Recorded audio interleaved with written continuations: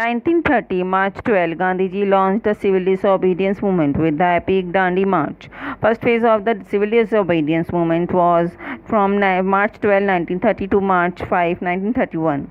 The Salt March, also known as the Salt Satyagraha, Dandi March and the Dandi Satyagraha, was act of non-violent civil disobedience movement in colonial India. On March 12, 1930, Gandhiji led a march from his Sabarmati ashram with his 78 followers and reached the sea at Dandi on 5th April 1930. The distance covered was 241 miles. There was tremendous enthusiasm among the people. During this march on the morning of 6th April, Gandhiji ended other satyagrahis prepared salt as an instance of breaking the salt law. In response to Gandhiji's call for civil disobedience movement, the people of India in large number took part in the movement. Gandhiji ने सभी ने अवज्ञा आंदोलन 1930 में शुरू किया, जो कि मार्च 12 1930 में से शुरू किया है, जिसका पहला फेज़ 5 मार्च 1931 तक चला। इसके अंदर गांधी जी ने अपने 78 लोगों फॉलोवर्स के साथ में जाकर साल्ट सत्याग्रह किया और सॉल्ट लॉ को ब्रेक किया। गांधी जी ने इसके बाद में गांधी इरविन पैक्ट बना। इसके अंदर 11 डिमांड रखी गई, जिसके अंदर ये बीच में से तोड़ा गया और ये लंदन गए। इसके बारे में मैं अब आपको बताती हूँ Gandhi Irwin pact. In the meantime, the first roundtable conference was held in 1930 with the Congress member as the participant of the conference. This led to the meeting of Gandhi and Lord Irwin, the Viceroy, in 5 March 1951.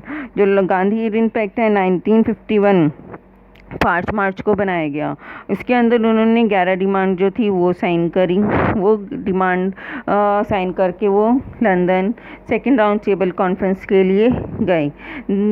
They signed a pact with came to be known as the Gandhi Irwin pact. Accordingly they agreed on the discontinuation of civil disobedience movement by the Indian National Congress. Irwin का कहना था कि अगर ये pact आप sign करते हो तो आपको सिविल डिसोबीडियंस मूवमेंट को कैंसिल करना पड़ेगा और उसको आगे नहीं बढ़ाना। जिसके अंदर उनके कुछ डिमांड्स के अंदर ये था कि सॉल्ट टैक्स को हटाया जाए और जितने भी प्रिजनर्स हैं हमारे देश के उसको रिलीज़ किया जाए, जो कि जिन्होंने कुछ गलत काम नहीं किया, जिन्होंने भी कोई भी वायलेंट एक्ट नहीं किया। बट जब वो सेकंड राउंड टेबल के लिए लंदन गए, सरोजनी नायडू जी के साथ में उनकी कुछ मांगे पूरी नहीं हुई। गांधी जी ने कहा कि मैं वापस इंडिया जाकर सिविल डिसोबीडियंस मूवमेंट शुरू करूंगा। ब्रिटिशर्स ने कहा कि कर लो, हमें कोई फ़र्क नहीं पड़ता। पर जब उन्होंने 1931 में आकर फिर से शुरू किया सिविल डिसोबीडियंस मूवमेंट्स, सभी ने अवज्ञा आंदोलन, उनको उतनी भारी मात्रा में समर्थन नहीं मिला क्योंकि लोगों का विश्वास टूट चुका था और इसलिए उनका साथ बहुत कम लोगों ने दिया।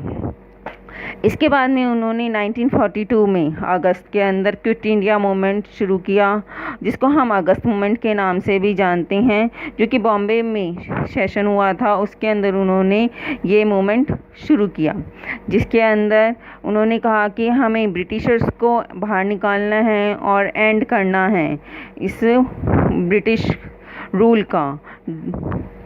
और उनका एक ही था कि डू और डाई, करो या मरो, आपको ये आज़ादी मैं दिला कर रहूँगा। तभी जो नेहरू जी ने उनको और एंटायर कॉन्स्टिट्यूशनल असेंबली ने उनको फादर ऑफ द नेशन की उपाधि दी थी 1947 के अंदर। बट गांधी जी की मृत्यु 30 जनवरी 1948 में नथुराम गॉड्स के एक व्यक्ति ने कर दी और एक भविष्य दृष्टा, युग दृष्टा हमारे बीच से चला गया। आज गांधी जी हमारे बीच नहीं है, किंतु उनके आदर्श सिद्धांत हमें हमेशा सदैव याद रहेंगे, उनका नाम अमर रहेगा। धन्यवाद। Thank you.